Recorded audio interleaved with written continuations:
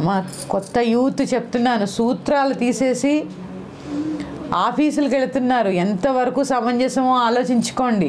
మనస్పర్ధలు రాకూడదంటే ఎందుకు రావమ్మా? ఇందుకే వస్తాయి. 27 నక్షత్రాలకి లోబడి ఆ నక్షత్రాలకి గుర్తుగా, కాలానికి గుర్తుగా భర్త ఆయుష్ పరిపూర్ణంగా ఉండాలని మన కంఠంలో మాంగళ్యం కట్టినప్పుడు ఈ పిల్లలందరూ తీసి కుక్కానికి వేళ్లాడదీసి ఆఫీసులకు వెళ్తున్నారు.